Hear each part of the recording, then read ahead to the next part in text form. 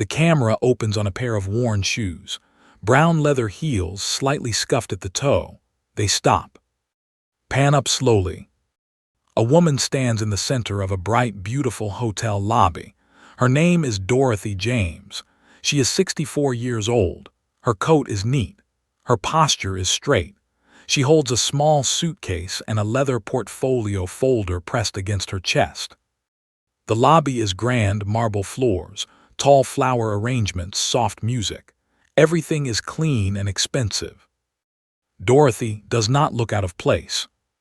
And yet, behind the reception desk, a young male clerk, Brad, late 20s, stares at her.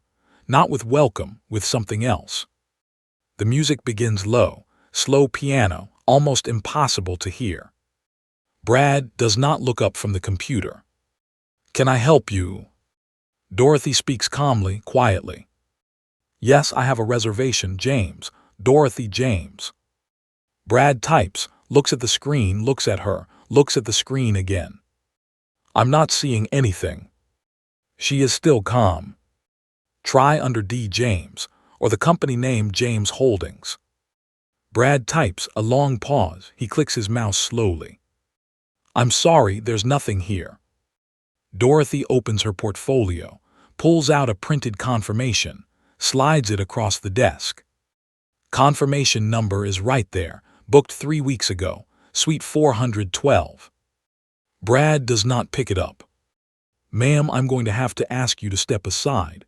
There are other guests." Dorothy does not move. She looks at Brad with the patience of someone who has been here before, many times before.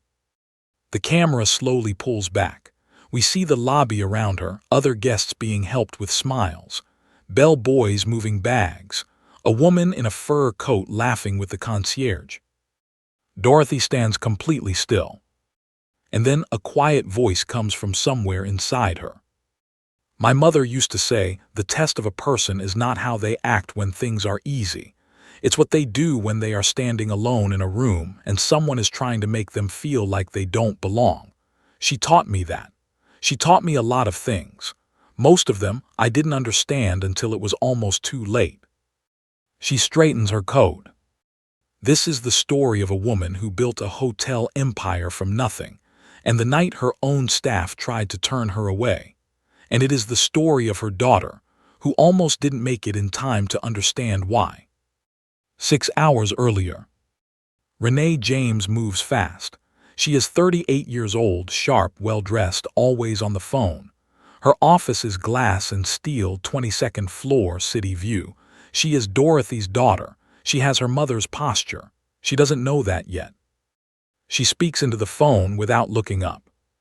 "No, Marcus, I need the contracts by Thursday, not Friday, Thursday." "Yes, okay, bye."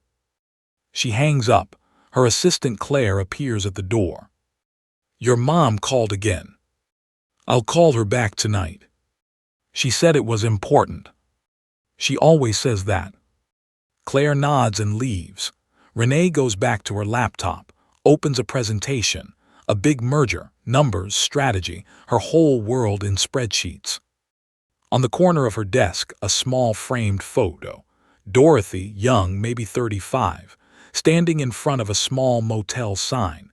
The sign says James Motor Inn. She is smiling like she just won the world. Renee does not look at it. In a small, tidy house in Springfield at that same moment, Dorothy sits at a kitchen table. Everything in the house is in its place. A quilt on the couch, a Bible on the side table, a window that looks onto a quiet street. She has a cup of tea in front of her. She is not drinking it. She has a folder open on the table, medical papers. We do not see what they say. She closes the folder, puts her hand on top of it. Long silence.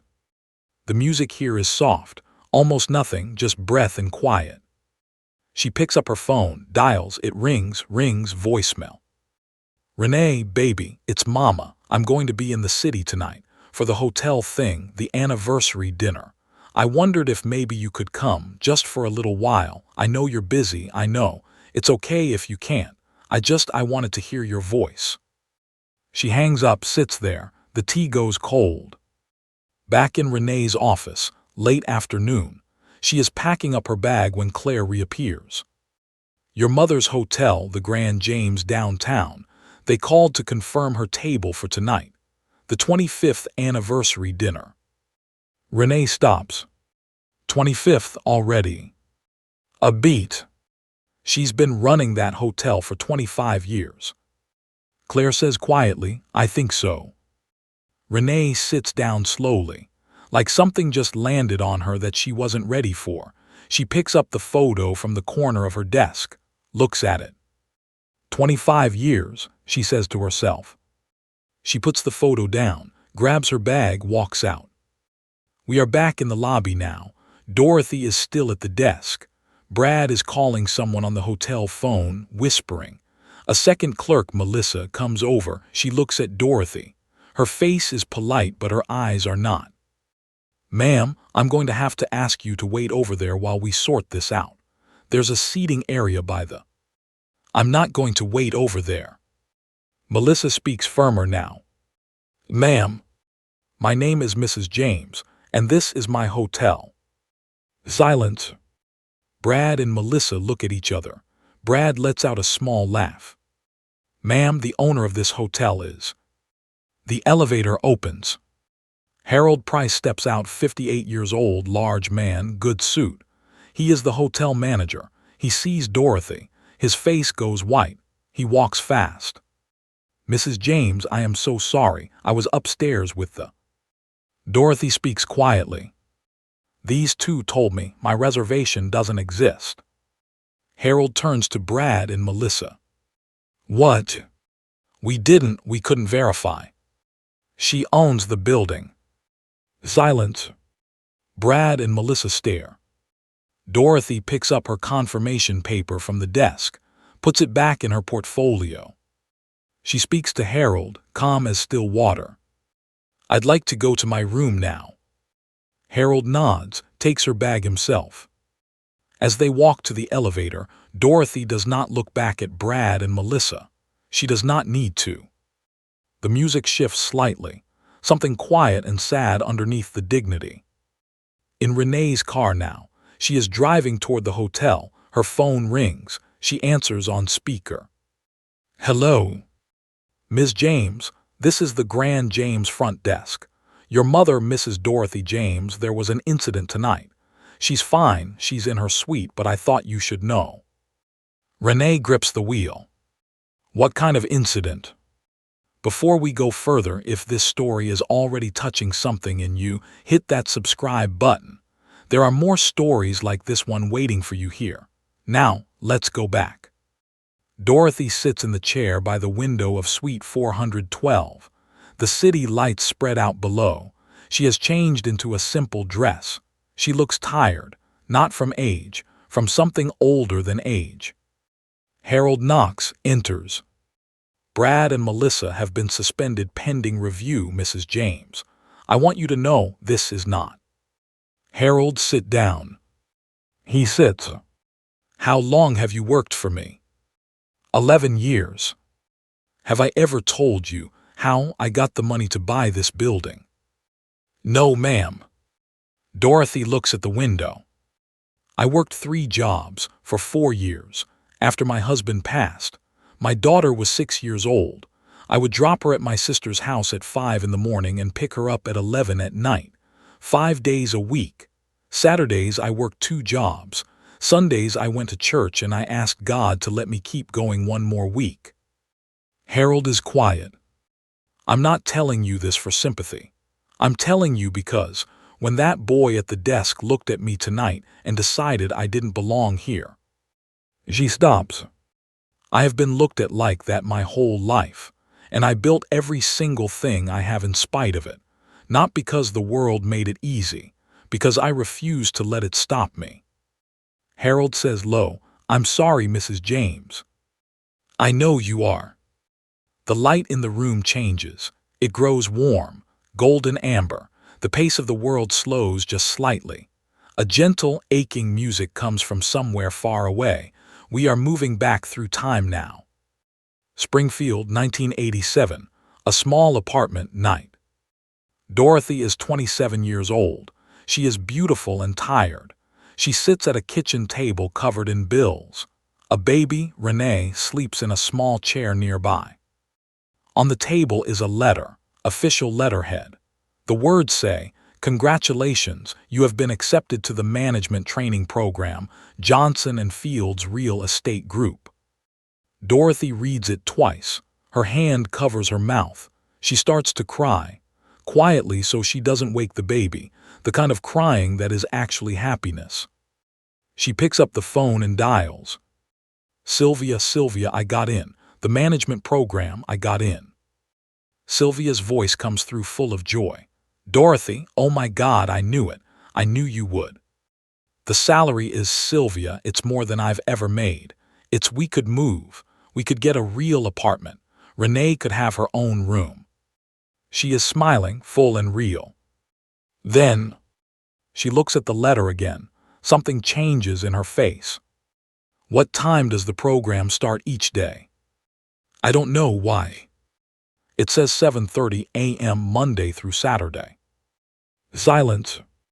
Sylvia's voice comes quietly. "Dorothy, the daycare doesn't open until 8:30. Dorothy is quiet. "Mama can't watch Renee every Saturday. You know her back." Dorothy puts the letter down. She looks at her sleeping daughter. The baby's mouth is slightly open, her small fist curled near her cheek. Dorothy watches her for a long time. She picks up a pen, writes on the back of an envelope, just 2 words. The camera does not show us what they are. She folds the letter, sets it aside, and goes back to the bills. The warm light fades. The cool blue of the hotel suite returns. Harold has gone. Dorothy sits alone. There is a knock at the door. "Come in." Renee enters, still in her work clothes, slightly breathless. She looks at her mother. "Are you okay?" Dorothy gives a small smile. "I'm fine, baby." "What happened downstairs?" "Nothing I haven't handled before." "Mama, they denied you entry to your own hotel. And Harold handled it." "That's not the point." "Renee, come sit with me." Renee comes and sits on the edge of the bed. She looks at her mother's face. Really looks, maybe for the first time in a long time. "You look tired," she says quietly.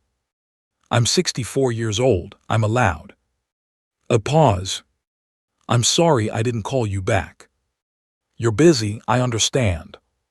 "You always say that." "Because it's always true." Renee looks down at her hands. "Did you eat? There's the dinner downstairs." "I ordered up, you want some? There's more than enough." There is something in the way she says it, like she has been feeding other people her whole life, like it is the most natural thing she knows how to do. If you've ever had someone sacrifice for you without you knowing, drop a heart in the comments. You'll understand why by the end of this film. Renee steps out to get water from the vending room at the end of the hall. She passes an older woman, Miss Agnes, 72, who is locking her door. "Oh, you're Dorothy's girl." "Yes, ma'am." "I'm Agnes Carter. I knew your mama back in Springfield, before all this." She gestures around at the hotel. "She didn't tell you I was coming for the anniversary dinner." "She may have mentioned it. I'm sorry, I've been busy with work." Agnes nods slowly. "You always were, even as a little girl running around with your homework." She looks at Renee warmly, but her eyes hold something. "You know your mama almost didn't start this hotel." "What do you mean?" "I mean she was set to take a different road. Big corporate job, real estate management company downtown, fancy salary, corner office, the whole thing." "I didn't know that." "You were a baby, you wouldn't remember." Miss Agnes looks down the hall. "She turned it down, said the hours didn't work with your schedule, just like that, no fuss, no nothing. Dorothy just folded that dream up and put it somewhere else." Renee is quiet. "Then she worked herself half to death saving pennies, and 15 years later she bought this building with what she saved, renamed it, made it hers." Miss Agnes pats Renee's arm. She never told you any of this, did she? No, Renee says, barely. That's because she didn't want you to carry it. She didn't want you to feel like you owed her anything. She opens her door. Good night, baby. Tell your mama Agnes says the chicken at the anniversary dinner better be good. She disappears inside. Renee stands alone in the corridor. The water machine hums. The warm amber light comes again. We go back further this time. Springfield, 1995. The same small apartment, but Dorothy is 35 now, a little older. Still beautiful, but something in her is worn at the edges. She is on the phone. A man's voice on the other end, warm, kind. Dorothy, I'm just asking you to think about it. We don't have to decide tonight. Raymond. I know Renee comes first. She always comes first. I'm not asking you to change that. She needs me here, full time. She's 12. These years, Raymond, these years matter. I know, but I'm asking, can't we find a way? Long distance for a while, I could transfer back in a year. A long pause. Raymond, you are a good man. You deserve someone who can give you what you need right now. I cannot be in Atlanta with you and here with my daughter at the same time, and I am not leaving her. Silence. I love you, Dorothy. His voice is barely there. Dorothy closes her eyes. I know I love you too. A long silence. Goodbye, Raymond. She hangs up, sets the phone down. She does not cry. She sits completely still. On the wall behind her, a small drawing. A child's drawing of a house and a stick figure woman and a smaller stick figure girl. At the bottom, in crayon, the words, me and Mama. Dorothy looks at it. She breathes, and then she gets up and does the dishes. The light returns to the hotel, the present. Renee comes back in. Dorothy is watching the window. Mama, did you ever think about doing something different with your life? Every person thinks about that. No, I mean, before the hotel. Was there ever something you wanted that you didn't take? A long pause. Dorothy turns to look at her. Why are you asking me that? I ran into Agnes Carter in the hall. Dorothy's expression shifts. Not anger, something quieter. Agnes talks too much. Was it true, the job? It wasn't the right time. I found another way. And Raymond. Dorothy is still. Mama, I didn't know about Raymond. There was nothing to know, she says, looking at her hands. He loved you. Agnes said he wanted to marry you. Dorothy stands up. Agnes needs to tend to her own garden. Mama. Renee, she says it gently but firmly. Stop. I made choices. Every parent makes choices. You don't need to make it into something bigger than it was. She goes to pour tea, and then, quieter than before, she says it. That's just what parents do. She says it simply, like breathing. And that is why it hits like something falling from a great height. Renee sits with it. That's just what parents do. Comment below, are you watching this alone or with someone you love? Tell me. I read every single one. Late night now. Dorothy has fallen asleep in the chair. The TV is low. Her portfolio is on the table beside her. Renee sits across from her, watching her sleep. Something open in her face now. Something she usually keeps covered. Her eyes move to the portfolio. She doesn't mean to open it. She reaches over just to move it and it falls open. Medical papers, the ones we saw before. Renee picks them up, reads. The camera watches her face. We don't see the papers. We don't need to. Renee's mouth opens slightly. Her hand presses flat against the page. Her eyes don't blink. She reads it twice. Then she sets it down carefully, the way you set something down when your hands are shaking. The light becomes the warmest it has ever been, almost golden, a glow that belongs to memory and to love. This is the furthest back we have gone. Springfield, 1982, a hospital corridor at night. Dorothy is 22 years old. She is holding a newborn baby. A nurse walks past. Dorothy is alone. There are tears on her face, but she is not making any sound. She is just looking at the baby. This perfect, small thing. Her husband, Walter, died 4 hours ago. He was 26, an accident on the highway. He never even held his daughter. Dorothy sits in a plastic chair at the end of the hall. No one is with her. Not yet. The calls haven't reached everyone, just her, just the baby. She looks at this tiny girl and something moves across her face, grief and wonder and terror all at once. She whispers, "I don't know how to do this. I want you to know that. I don't know how to do this alone." The baby makes a small sound. Dorothy makes a broken sound, halfway between a laugh and a sob. "But I'm going to, I promise you, whatever it takes, whatever I have to give up, whatever road I have to walk by myself." She presses her lips to the baby's forehead. "You are not going to grow up without everything you need. I will make sure of that, even if—" Her voice breaks completely. She holds the baby tighter. No one sees this. No one is there. She is completely alone.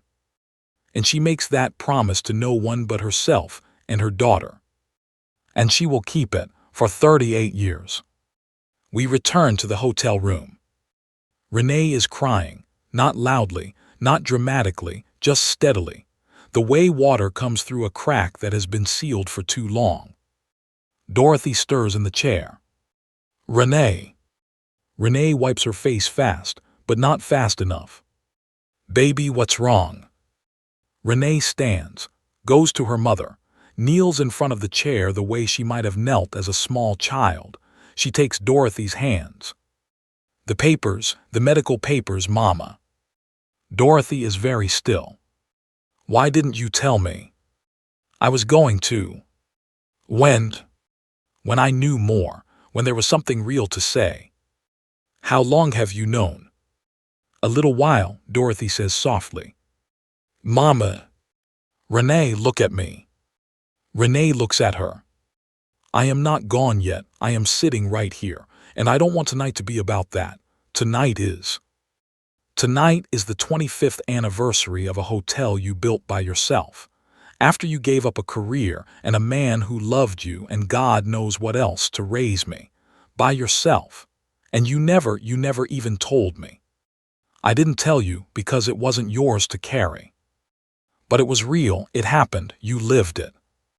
"Yes," Dorothy says quietly, "I lived it." She reaches up and touches Renee's face. "And I would live it again." Renee breaks down completely. Dorothy holds her daughter's face in her two hands. And they stay like that. The city hums below them. The hotel stands around them. Everything is here. Before the ending, share this video with someone who sacrificed for you. Just send it. No message needed. They'll understand. Early light comes through the tall windows of the lobby. Dorothy and Renee sit together at a small table, 2 cups of coffee between them. Neither is in a hurry. Harold has placed a small sign near the reception desk. Brad and Melissa are no longer employed here. There is no drama about it, just a quiet fact. A new young clerk, a black woman, maybe 22, stands at the desk. She stands very straight. She smiles at every guest. Dorothy notices her. "See that girl?" she says quietly to Renee. "She reminds me of myself. First week on the job at the Motor Inn. I ironed my uniform 3 times before I put it on." Renee smiles through tired eyes. "Did you really?" 3 times. Because I knew people were going to look at me a certain way, and I decided, if I'm going to walk into a room, I'm going to look like I belong in it.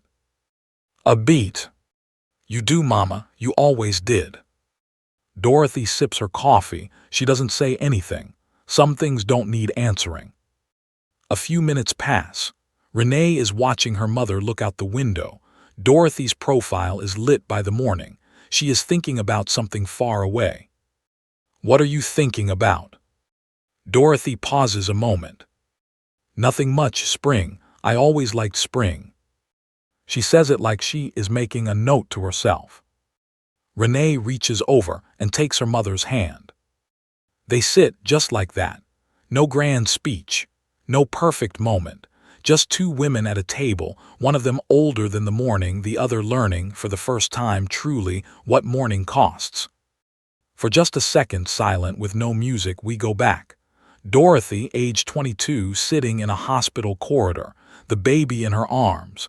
She is looking at something in the distance, her young face open and hoping. And then we are back, Dorothy's face, older now, the same eyes, still here, still looking forward. Renee squeezes her mother's hand. Dorothy squeezes back. A quiet note holds in the air and fades. Someone gave up something for you. Maybe you know what it was, maybe you don't, not yet. Maybe they never told you because they didn't want you to feel the weight of it, but the weight was real. They carried it every single day. So if you still have time, go to them. Not with words, not with flowers, just go, sit with them. Let them know that the things they gave up were not given into nothing, that you are here, that you became something because of them. If this story moved you, subscribe so you never miss the next one. And leave a comment telling me one thing your parents sacrificed for you. I promise I will read it. Thank you for watching.